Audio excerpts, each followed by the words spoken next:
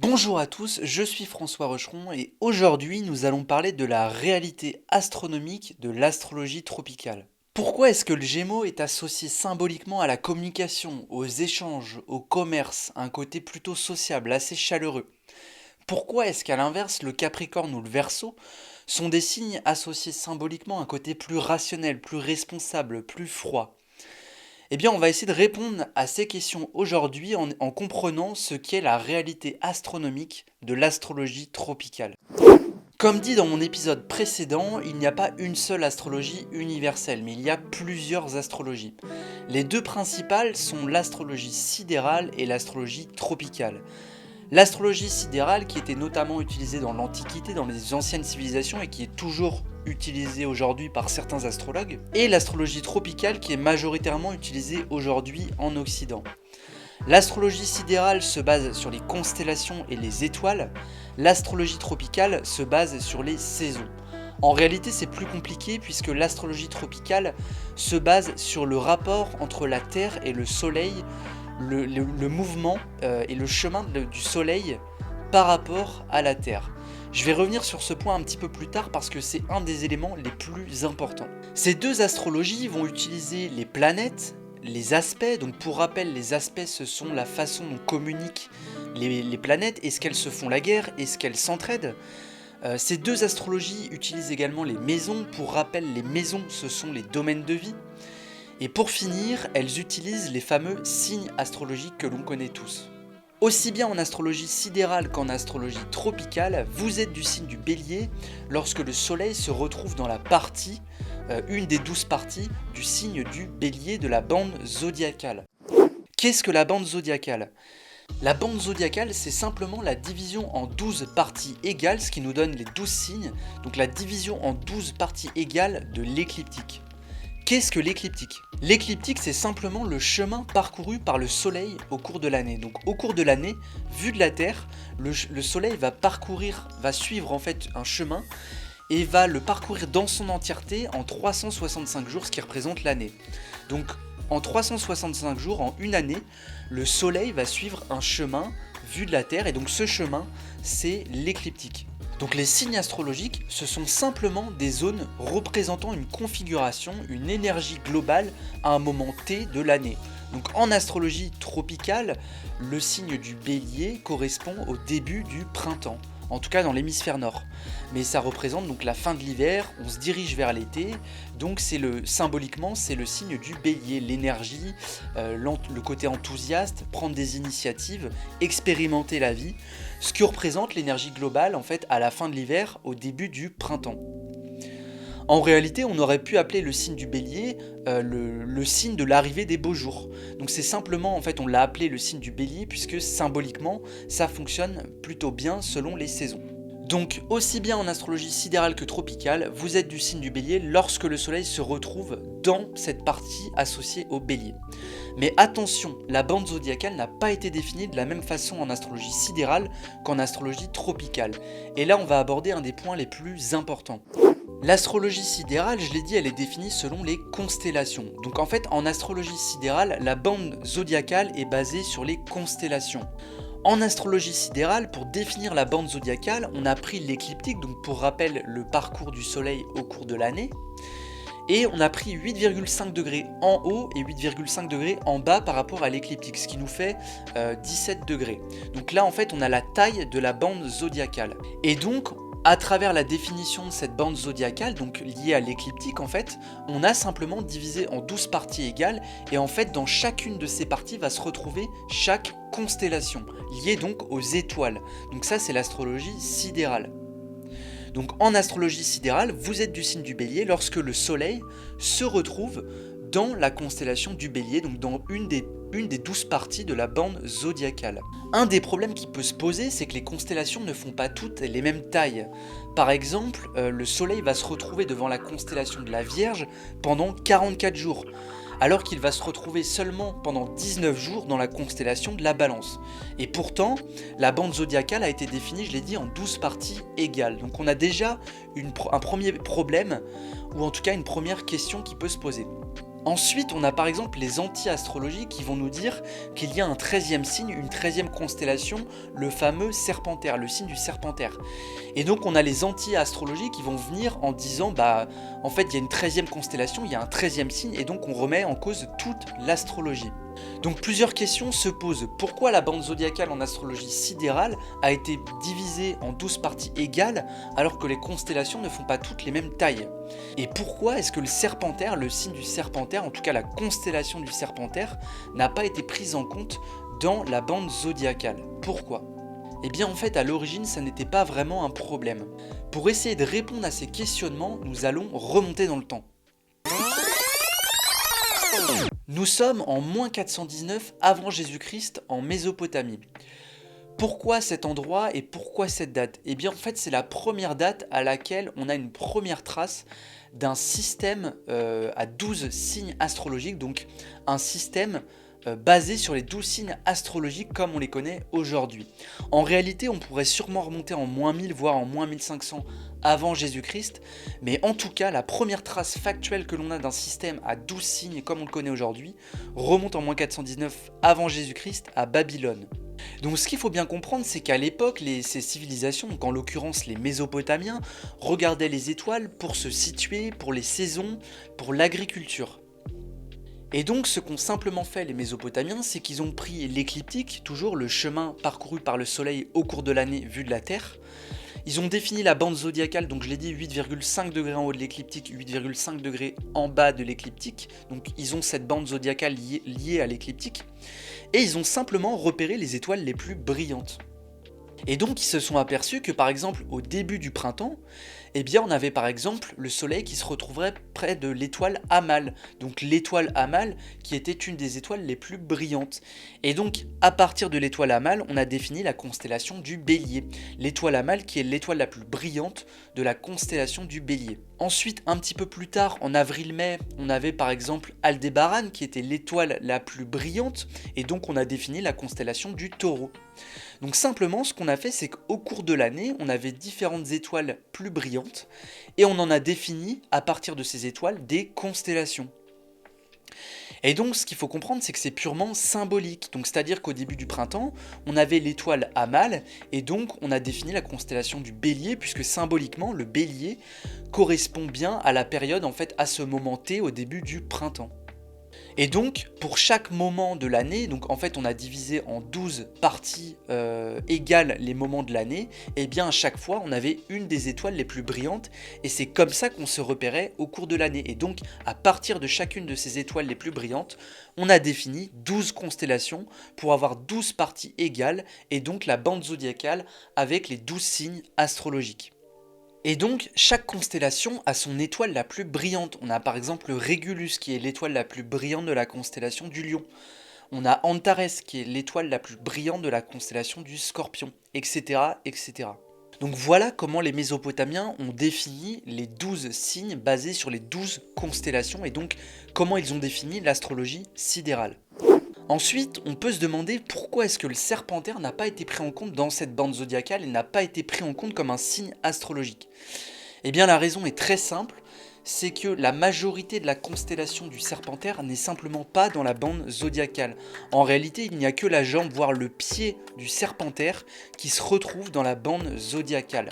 Et là où chacune des étoiles les plus brillantes des constellations se retrouve dans la bande zodiacale, en tout cas proche de l'écliptique, eh bien l'étoile la plus brillante du Serpentaire, Rassalag, se retrouve à plus 34 degrés de l'écliptique, donc elle est beaucoup trop loin pour être prise en compte. En plus de ça, la majorité de sa constellation n'est pas dans la bande zodiacale. Donc c'est simplement pour cette raison qu'on n'a pas pris le Serpentaire et qu'on n'a pas défini le Serpentaire comme un signe astrologique. A titre de comparaison, l'étoile la plus brillante qui est la plus éloignée de l'écliptique en prenant en compte les 12 signes astrologiques, c'est l'étoile Cos Australis, qui est l'étoile la plus brillante du signe du Sagittaire, enfin de la constellation du Sagittaire, et elle se retrouve à moins 11 degrés par rapport à l'écliptique. Donc elle est un peu plus loin par rapport à la limite des 8,5 degrés, mais elle reste quand même assez proche de l'écliptique, et en plus de ça, la majorité de la constellation du Sagittaire se retrouve bien dans la bande zodiacale. Les anti-astrologies vont donc utiliser par exemple le Serpentaire comme argument pour remettre en cause l'astrologie, mais si on regarde bien, il y a d'autres constellations qui se rapprochent de la bande zodiacale. On a par exemple la constellation d'Orion qui se rapproche de la bande zodiacale. Mais pareil, la majorité de la constellation d'Orion ne se retrouve pas dans la bande zodiacale. Et son étoile la plus brillante est située à moins 16 degrés de l'écliptique, donc elle est quand même beaucoup plus loin que les autres étoiles les plus brillantes des 12 constellations astrologiques.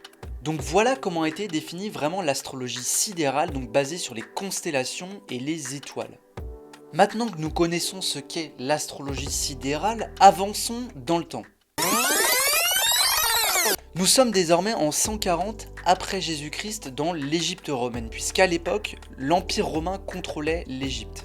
À cette époque, Claude Ptolémée, qui est un astronome, mathématicien et astrologue de l'époque, va se rendre compte que désormais, au début du printemps, le Soleil n'est plus dans la constellation du Bélier, donc proche de son étoile Hamal, mais il est désormais dans la constellation du Poisson.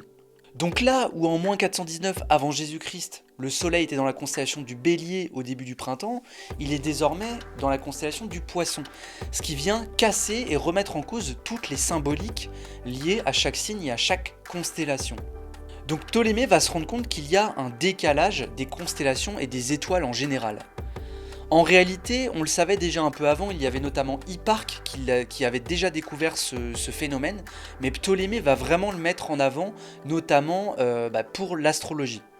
Et donc on peut se demander pourquoi en moins 419 le Soleil se retrouve dans la constellation du Bélier au début du printemps, désormais en plus 140 après Jésus-Christ, il se retrouve dans la constellation du Poisson, et au jour d'aujourd'hui, donc en 2024, au moment de l'équinoxe de printemps, au début du printemps, le Soleil se retrouve dans la constellation du Verseau. Donc en fait, il y a un décalage. On passe du Bélier au Poisson, au Verseau, et ça continue comme ça à se décaler. Donc pourquoi est-ce qu'il y a un décalage des constellations ? Eh bien en fait, tout cela est dû à un phénomène qui s'appelle la précession des équinoxes. Donc c'est un terme un peu barbare qui peut faire peur au début, mais en réalité c'est pas bien compliqué à comprendre. Donc ce qu'il faut comprendre, c'est que la Terre tourne sur elle-même et elle tourne également autour du Soleil. Mais en réalité, la Terre ne va pas tourner autour du Soleil de façon parfaitement droite. Elle va avoir une inclinaison de 23,5 degrés, et c'est ce qui va donner les saisons. Donc en fait, au cours de l'année, l'hémisphère nord aura plus d'énergie du Soleil, et à un autre moment de l'année, ça sera l'hémisphère sud. Et c'est ce qui permet vraiment de créer les saisons. Donc par exemple, on a le solstice d'été, où dans l'hémisphère nord, eh bien, c'est l'été, mais à l'inverse, dans l'hémisphère sud, c'est l'hiver. Donc cette inclinaison de la Terre va vraiment venir créer les saisons. Le problème, c'est que comme la Terre a cette inclinaison, elle va également tout doucement faire le mouvement d'une toupie, en fait, une rotation un peu sur elle-même, et donc c'est un peu le mouvement comme une toupie. Et donc c'est ce mouvement qui va venir créer le décalage au fil des années, ce décalage en fait des constellations et des étoiles que l'on voit à un moment T de l'année.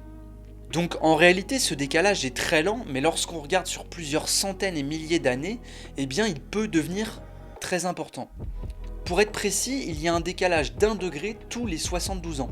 Donc tous les 72 ans, au moment de l'équinoxe de printemps, eh bien en fait il va y avoir à chaque fois un décalage sur la constellation précédente. Et donc ça va venir tout décaler tous les 72 ans d'1 degré. Et donc c'est pour cette raison que là où en moins 419 avant Jésus-Christ, eh bien la constellation qu'on retrouvait au début du printemps, c'était la constellation du Bélier, alors qu'à l'époque de Ptolémée, plus de 500 ans après, c'était la constellation du Poisson. Et au jour d'aujourd'hui, c'est la constellation du Verseau. Donc du coup, ce décalage vient remettre en question l'astrologie sidérale, puisque ça remet en question la symbolique de chaque signe et de chaque période de l'année. Et donc c'est à partir de cette période que Ptolémée va décider de baser l'astrologie non plus sur les constellations et les étoiles, mais sur les saisons, et plus précisément sur le rapport entre le Soleil et la Terre. Et donc c'est Ptolémée qui va mettre en place le concept d'astrologie tropicale, donc dite basée sur les tropiques, sur les saisons. Et donc c'est cette astrologie qui est majoritairement pratiquée aujourd'hui en Occident. Donc Ptolémée va vraiment mettre de côté les constellations et les étoiles et va simplement se baser sur les saisons, en tout cas le mouvement du Soleil par rapport à la Terre. Donc du coup Ptolémée, en fait, il va définir en fait le signe du Bélier simplement lorsqu'une personne est née entre le 21 mars et le 20 avril, donc au début, le premier tiers en fait du printemps. Donc lorsqu'une personne naît à l'équinoxe de printemps, le premier tiers du printemps, eh bien elle est du signe du Bélier, mais peu importe dans quelle constellation se trouve le soleil à ce moment T de l'année. Et donc Ptolémée, plutôt que d'appeler par exemple le moment de l'équinoxe de printemps le signe le signe de la fin de l'hiver ou le signe de l'arrivée des beaux jours, eh bien en fait il va simplement reprendre le même nom que les constellations utilisées en astrologie sidérale, puisqu'il y en avait 12, et donc elle matche bien avec les symboliques, et donc il va simplement reprendre les mêmes noms utilisés en astrologie sidérale, et il va les appliquer à l'astrologie tropicale. Donc il va appeler le premier tiers du printemps le signe du Bélier, le deuxième tiers le signe du Taureau, le dernier tiers le signe du Gémeaux, etc. etc. jusqu'au 12e signe où il va également reprendre le Poisson. Donc voilà comment est basée l'astrologie tropicale majoritairement pratiquée aujourd'hui. Donc vraiment on se base sur les saisons, la relation entre le Soleil et la Terre, et en fait on met vraiment de côté les constellations. Donc l'astrologie tropicale a été créée dans l'hémisphère nord, donc on s'est basé vraiment sur les saisons de l'hémisphère nord, mais du coup quid de l'hémisphère sud, puisque les saisons dans l'hémisphère sud sont inversées. Mais en réalité l'astrologie tropicale fonctionne très bien également dans l'hémisphère sud. Donc que vous soyez né à Londres ou à Sydney, l'astrologie tropicale fonctionne de la même manière. Et donc en fait c'est pour cette raison que c'est super important de ne pas baser l'astrologie tropicale sur les saisons propres à l'hémisphère nord. En réalité on peut faire la comparaison puisque c'est plus facile de l'expliquer de cette manière. Moi-même je le fais et de nombreux astrologues le font. Ils font la comparaison entre les signes et les saisons de l'hémisphère nord, ça fonctionne très bien. Mais ce qu'il faut comprendre, ce qu'il est important de comprendre, c'est la réalité astronomique de l'astrologie tropicale. Donc pour comprendre cette réalité astronomique de l'astrologie tropicale, on va prendre plusieurs points de repère. Le premier, ça va être l'équateur céleste. Donc l'équateur, qu'est-ce que c'est? C'est simplement la division en fait de la Terre en deux parties. C'est comme si on coupait la Terre en deux parties, entre la partie nord, l'hémisphère nord, et la partie sud, l'hémisphère sud. Ensuite, on va prendre l'écliptique toujours. Donc pour rappel, l'écliptique, c'est le chemin parcouru par le Soleil au cours de l'année en 365 jours. Et donc ensuite, on va simplement se baser sur les solstices et les équinoxes. Donc en fait, le solstice d'été, le 21 juin, donc le début du signe du Cancer, c'est simplement le moment où, de façon astronomique, le Soleil va se retrouver à son point le plus haut et le plus au nord par rapport à l'équateur céleste et par rapport à la Terre. Donc le 21 juin, c'est vraiment le moment où le Soleil est le plus haut par rapport à l'équateur et par rapport à la Terre, et donc c'est le moment où le Soleil est le plus proche du nord de la Terre. Et donc c'est pour cette raison qu'au moment de l'été, enfin en tout cas proche du solstice d'été, on a par exemple le Gémeaux, le Cancer, le Lion, qui sont des signes assez chaleureux, assez sociaux, mais aussi plus individuels.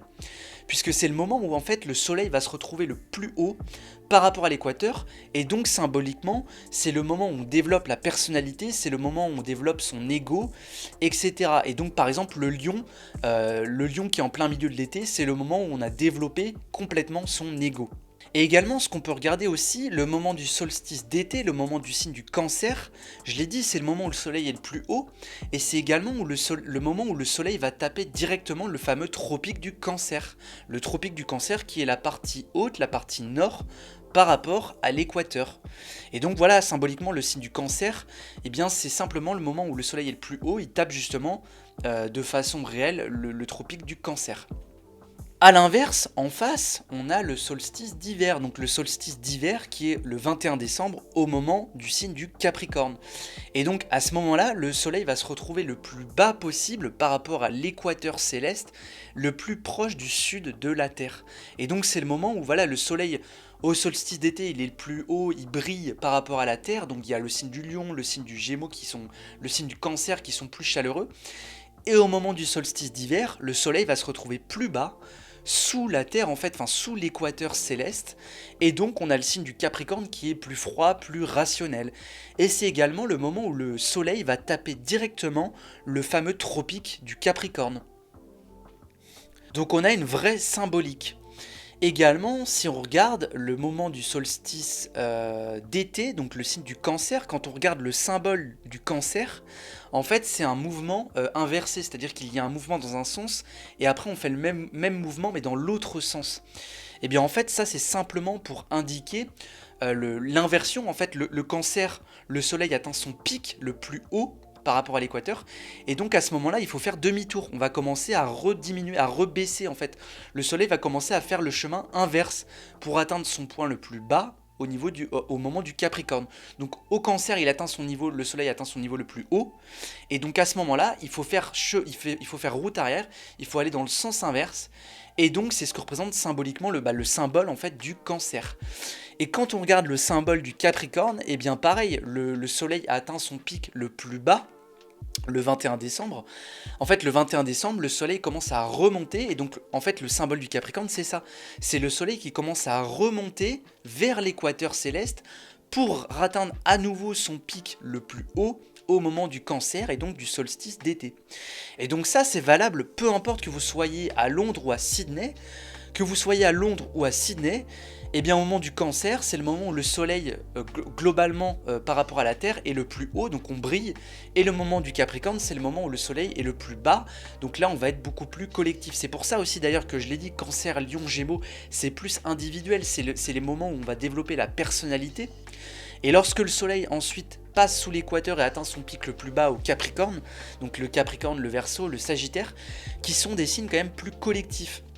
Le Capricorne qui est le signe lié aux responsabilités, aux lois, au respect des lois. Et donc le fait de respecter les lois, c'est justement pour maintenir de l'ordre, pour avoir une certaine cohérence, un bien-être ou une stabilité dans la société. Donc c'est vraiment dans un but collectif. Le Verseau, pareil, on dit que les Verseaux sont très individuels, très indépendants, mais le Verseau c'est aussi le signe du groupe, le signe des projets communs, des projets solidaires. C'est le signe du progressisme. En fait, c'est faire avancer, faire évoluer la société pour l'améliorer constamment, donc tout ça dans un but collectif. A l'inverse, le signe opposé, le signe du Lion, est beaucoup plus centré sur lui-même, il développe son ego, sa personnalité. Le signe du Cancer, pareil, c'est un signe quand même assez individuel, c'est un signe qui peut être très capricieux, le signe du Cancer. Donc il y a une vraie logique en fait entre le moment où le soleil est le plus haut et le moment où le soleil est le plus bas. Également, donc ça c'est les deux points de repère solstice d'été, solstice d'hiver. Également, ce qu'on va regarder, c'est l'équinoxe de printemps et l'équinoxe d'automne. Donc les équinoxes, c'est le moment où les jours et les nuits vont être égales, de la même durée. Donc l'équinoxe de printemps, donc le moment du signe du Bélier, c'est le moment où le soleil atteint le niveau de l'équateur, donc le milieu de la Terre, et va commencer à passer au-dessus de l'équateur pour atteindre son pic au Cancer. Et donc symboliquement, le Bélier, c'est le moment où on commence à développer la personnalité. C'est le premier signe, le Bélier, c'est le signe du début du printemps. Donc c'est le moment où le soleil passe au-dessus de l'équateur pour commencer à développer sa personnalité. C'est également en fait le signe du Bélier au printemps, c'est également le moment où le soleil est le plus à l'est par rapport à la Terre. Et ça c'est très important puisque symboliquement le soleil se lève à l'est et se couche à l'ouest. Et donc le signe du Bélier c'est ça, c'est le moment où le soleil se lève. Donc on arrive sur Terre, on doit développer sa personnalité, son ego, expérimenter la vie. Et à l'inverse, à l'opposé, on a l'équinoxe d'automne, c'est le moment où le soleil va passer sous l'équateur pour atteindre son pic le plus bas au moment du Capricorne. Et donc au début du signe de la Balance, on met un peu l'ego de côté et on commence à aller vers les autres, à être plus sociable, à faire les choses plus par rapport aux autres. Et également symboliquement, quand on regarde le symbole de la Balance, en fait c'est le soleil qui va se coucher, c'est le soleil qui passe sous l'équateur. Et donc également le moment de la Balance, du signe de la Balance, c'est le moment où le soleil est le plus à l'ouest par rapport à la Terre. Et donc l'ouest c'est l'endroit où va se coucher le soleil. Donc il y a une vraie symbolique et une vraie logique dans l'astrologie tropicale. L'astrologie tropicale, c'est vraiment une astrologie basée sur le rapport entre le soleil et la Terre. Donc voilà, donc ça c'est très important à comprendre parce que l'astrologie sidérale, on se base sur les constellations, donc ça peut poser quelques problèmes puisque les constellations sont définies de façon subjective, arbitraire. L'astrologie sidérale fonctionnait très bien en moins 419, moins 500 avant Jésus-Christ, mais désormais il y a un décalage. Et l'astrologie tropicale, elle par contre ne bougera jamais, peu importe qu'on soit en 2024 ou en 3100, l'astrologie tropicale ne bougera jamais puisqu'elle est basée vraiment sur les saisons et plus qu'être basée sur les saisons, elle est basée vraiment sur les solstices, les équinoxes, la relation entre le soleil et la terre. Donc voilà pour cette réalité astronomique de l'astrologie tropicale. N'hésitez pas à poser des questions en commentaire, n'hésitez pas à liker, à laisser des commentaires, à vous abonner pour faire progresser cette chaîne.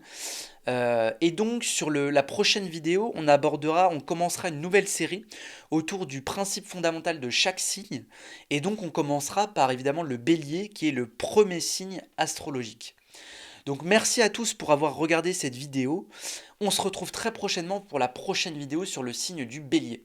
Merci à vous.